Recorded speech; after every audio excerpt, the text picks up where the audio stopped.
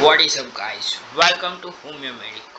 My name is Pratham Shah, and today we are going to learn a blood chapter, which is the very basic fundamental chapter where we are learn a lots of things like the introduction of blood, where we are learn uh, what is the blood, what is the compartments of blood, how it is composed, what is the properties of blood, what are the functions of blood. We are all these things learn in this particular chapter. So shall we start now? Okay. Introduction.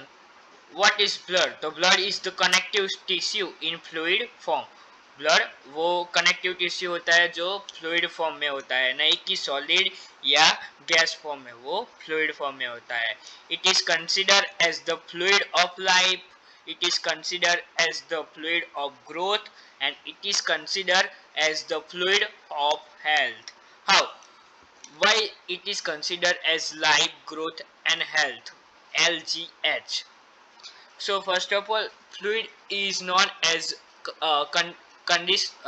considered as life because it carries oxygen from lungs to tissue and carry carbon dioxide from all parts of body to lungs.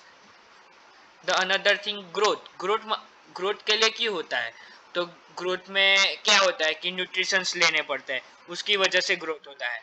तो fluid is fluid of growth क्यों कहते हैं? Because it carries nutritive substance like glucose, lipid, amino acid, etc. It is the fluid of health. Why we called it fluid of health?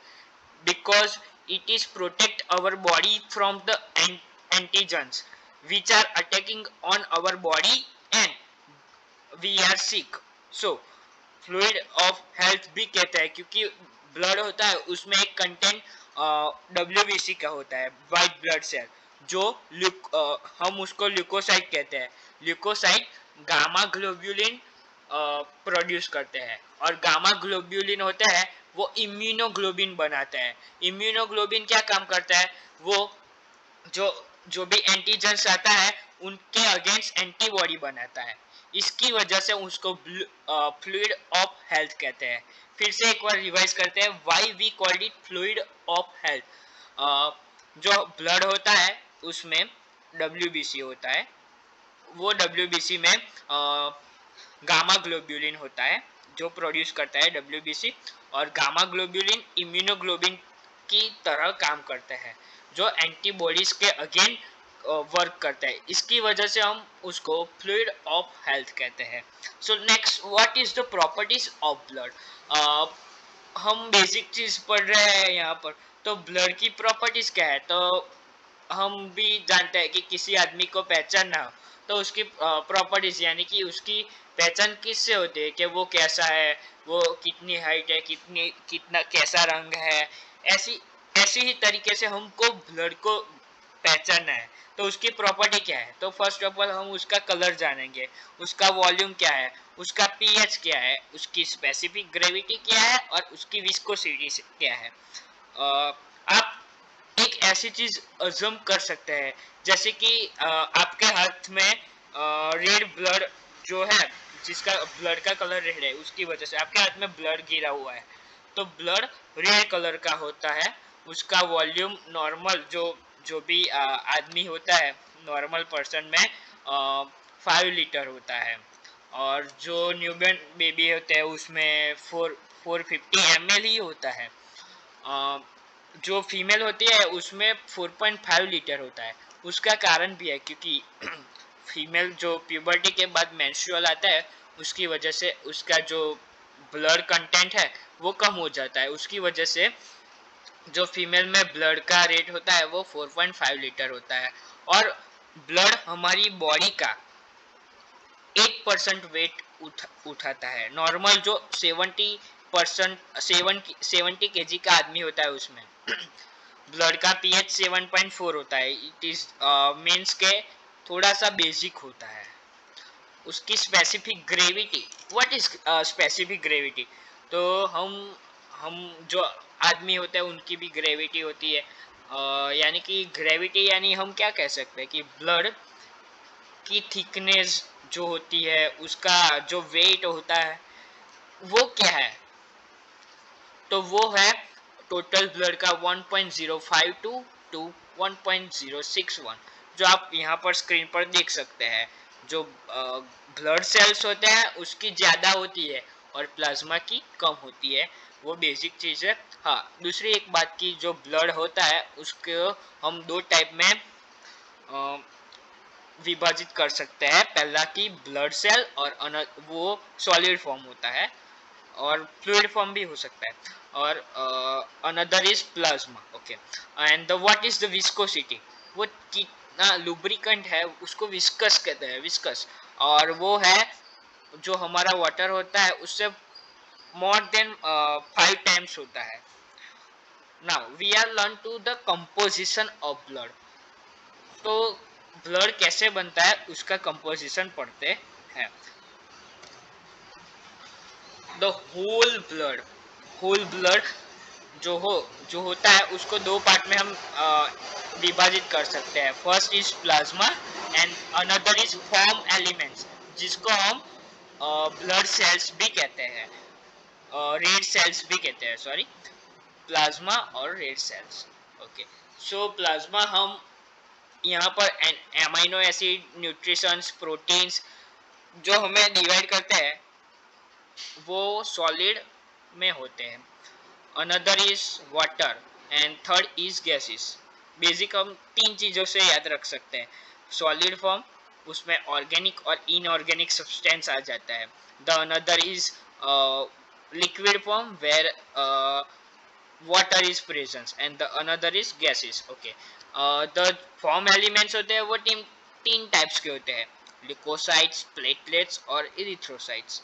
Leucocyte को हम again divide करें तो granulocyte और ए granulocyte कहते हैं। ग्रेन्युलोसाइट्स मीन्स के जो leucocyte होते हैं उसमें ग्रेन्यूल प्रेजेंट है, उसको ग्रेन्युलोसाइट कहते हैं। जिसमें ग्रेन्यूल एब्सेंट है उसको ए ग्रेन्युलोसाइट कहते हैं। ग्रेन्युलोसाइट में न्यूट्रोफिल्स, इयोसिनोफिल्स, बेसोफिल्स, और ए ग्रेन्युलोसाइट में लिम्फोसाइट और monocyte. NEBLM। Okay, done. Then what is haematocrit value. Haematocrit value क्या है, ये भी एक टर्म है जो आगे के चैप्टर में बहुत ही काम में लगने वाला है और उसका क्लिनिकल एप्लीकेशन भी है। हीमोक्रिट वैल्यू हम डिफाइन तो कर देंगे, लेकिन उसका हमारी लाइफ में प्रैक्टिकल कुछ तो होना चाहिए ना। हम ये चैप्टर क्यों पढ़ रहे हैं वो भी हमें पता होना चाहिए कि ब्लड होता है वो सभी आदमियों में होता है, यानी कि सभी ह्यूमंस बीइंग में, सभी प्राणियों में होता है, जिसकी वजह से हम आदमी को न्यूट्रिशंस और कई सारे फंक्शंस है वो आगे पढ़ेंगे उस तब हमको पता चलेगा कि हमारा डेली लाइफ में उसका एप्लीकेशन क्या है। ओके, अभी हीमोक्रिट वैल्यू पढ़ते हैं। हीमोक्रिट वैल्यू किसको कहते हैं, अगर मैंने एक हीमोक्रिट ट्यूब ली, हीमोक्रिट ट्यूब एक अलग प्रकार की ट्यूब आती है, जैसे कि टेस्ट ट्यूब आती है वैसे ही एक हीमोक्रिट ट्यूब आती है जिसमें नंबर्स लिखे हुए होते हैं। एक साइड पर 10, 20, 30 ऊपर से स्टार्ट करें तो ऐसा होता है, और अनदर साइड में नीचे से 10, 20 ऐसे 100 तक होता है। और अगर हम उसमें हमारा ब्लड डालें, अब ब्लड थोड़े ही समय में क्लोट हो जाता है। जो आपने 12th स्टैंडर्ड में पढ़ा होगा कि ब्लड को बाहर निकालने के बाद उसको एनवायरनमेंट में खुला रखते हैं तो वो क्लोट हो जाता है। उसकी वजह से हम एंटीकोएगुलेंट डालते हैं। एंटीकोएगुलेंट में हम बेसिकली मोस्ट ऑफ EDTA डालते हैं। अब उसको टेस्ट ट्यूब में ब्लड डाला, एंटीकोएगुलेंट डाला, उसके बाद क्या करेंगे, उसको 30 मिनट्स तक 3000 रिजोल्यूशन पर मिनट में सेंट्रीफ्यूज करेंगे। उसके बाद हम उसको स्टेबल होने देंगे। अब हम वो टेस्ट ट्यूब जो हीमोक्रिट वैल्यू वाली ट्यूब है उसको देखेंगे तो नीचे की साइड रेड सेल्स आ जाएंगे, बीच में वाइट बफी कोट होगा, वाइट कलर का, थोड़ा सा पतला सा थीन लेयर जैसा होगा, और ऊपर येलो स्ट्रो कलर लिक्विड होगा जो प्लाज्मा होता है। यहाँ पर 45% जो जगह रुकती है वो आरबीसी, लेके रेड सेल्स रुकते हैं, सॉरी आरबीसी नहीं, रेड सेल्स रुकते हैं। ऊपर का जो 55% पार्ट है वो प्लाज्मा रुकता है, और बीच में थोड़ा सा वाइट बफी कोट होता है। हम जो हमें जो रेड सेल्स मिला उसको हम परसेंटेज में डिराइव करेंगे, और ये परसेंटेज में डिराइव करने की चीज को ही हम हीमोक्रिट वैल्यू कहते हैं या पैक्ड सेल वॉल्यूम कहते हैं। So we are learn its definition and procedure. If blood is collected in a hemocrit tube along with a suitable anticoagulant and centrifuge for 30 minutes at a speed of 3000 resolution per minute, हमने blood को collect किया हीमोक्रिट tube में, उसके साथ anticoagulant डाला, 30 minute के लिए 3000 resolution पर मिनट से उसको घुमाया, सेंट्रीफ्यूज किया। क्या होता है, the red blood cells settle down at the bottom having a the red blood cells settle down at the bottom having a clear plasma at the top. Plasma forms 55% and red cells forms 45% of the total blood. Volume of red cells, volume of red blood cells expressed in a percentage is called the hematocrit value or packed cell volume. यहाँ पर ही लिखा हुआ है कि volume of red blood cell expressed in percentage is called hematocrit value. Clear? Okay. Next, blood के अलावा हमने देखा था कि जो ब्लड में पहला एक पार्ट होता है कि रेड सेल्स और या फिलामेंट्स जो कहते हैं वो है, और another part is plasma. Plasma क्या है, प्लाज्मा एक stroke colour clear liquid blood part of blood है। It is contain 91 to 92% of water and 8 to 9% of solid. दो चीज से बना हुआ है, water and solid. The solids are organic and inorganic. हमने पढ़ा ही था कि ऑर्गेनिक कौन से थे, इनऑर्गेनिक कौन से थे। ऑर्गेनिक थे ग्लूकोज से, अमाइनो एसिड से, प्रोटीन्स से, लिपिड्स से, तो बताओ ऑर्गेनिक क्या है। इनऑर्गेनिक में क्या है, सोडियम से, पोटेशियम, मैग्नीशियम से, क्लोरीन से, बाइकार्बोनेट से, which are inorganic substance which contain in a plasma solid form. Okay. Serum क्या है, serum is also like a plasma, but serum में एक चीज एब्सेंट होती है जो प्लाज्मा में प्रेजेंट होती है। प्लाज्मा तीन चीजों का बना हुआ होता है, सॉलिड और वाटर तो सही है, लेकिन तीन प्रोटीन्स का बना हुआ होता है। पहला है serum albumin, serum globulin and fibrinogen, जहाँ पर हम प्लाज्मा बनता है जहाँ। और सीरम में क्या होता है, सीरम में वो दो चीजों का बना हुआ होता है, एल्ब्यूमिन और ग्लोब्यूलिन। वहाँ पर फाइब्रिनोजन एब्सेंट होते हैं।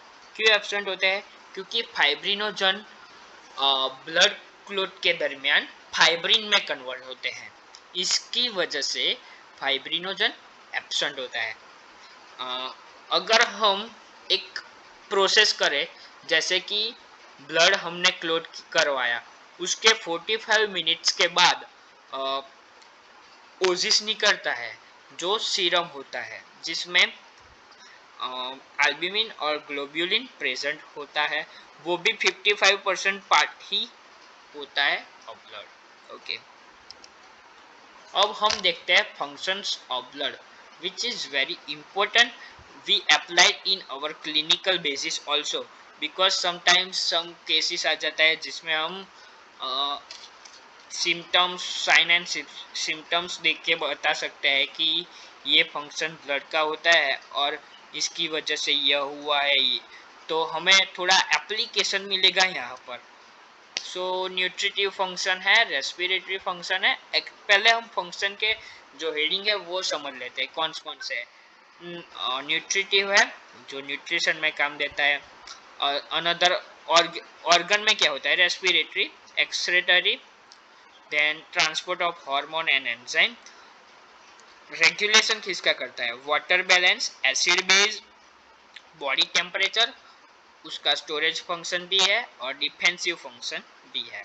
ओके, सो न्यूट्रिटिव फंक्शन, तो हमें पता है कि ब्लड दो चीज़ों का बना हुआ आता है जो न्यूट्रिशन भी धराता है, जैसे कि glucose, amino acid, lipids, protein, vitamins.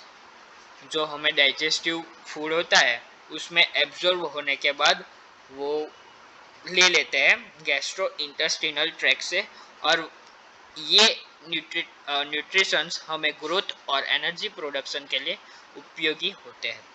Another is respiratory function. Respiratory function में क्या होता है, तो हमें पता है कि जो लंग्स होते हैं और टिश्यू होते हैं, ऑक्सीजन होता है वो लंग्स से टिश्यू की ओर जाता है, और कार्बन डाइऑक्साइड होता है वो टिश्यू से मतलब कि वेस्ट होता है, जो एयर वेस्ट होता है वो टिश्यू से लंग्स की ओर जाता है। इससे हमें पता चलता है कि जो वेस्ट है वो सब, ये सब कुछ ब्लड से पास आउट होता है।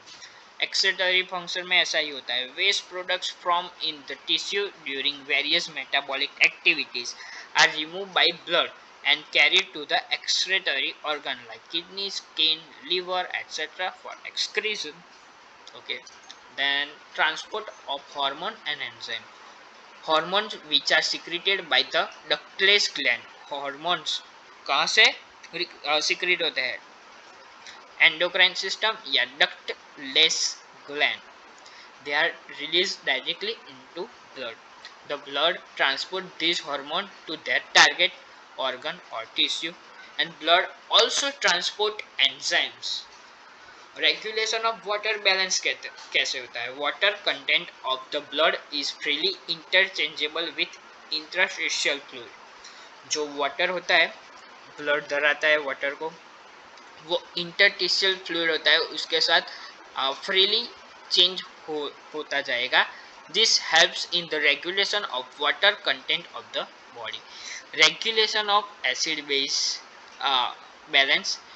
प्लाज्मा होता है जो प्रोटीन और एंड हीमोग्लोबिन, प्लाज्मा प्रोटीन और haemoglobin, they are work as a buffer action, means वो एक दूसरे को बैलेंस करते हैं, जो हम आगे पढ़ेंगे या आपने पढ़ा होगा। Okay, regulation of body temperature. Blood होता है वो स्पेसिफिक हीट रहता है, इसकी वजह से वो थर्मो रेगुलेटरी मैकेनिज्म की तरह वर्क करता है। स्टोरेज फंक्शन क्या है, ब्लड का स्टोरेज फंक्शन क्या है,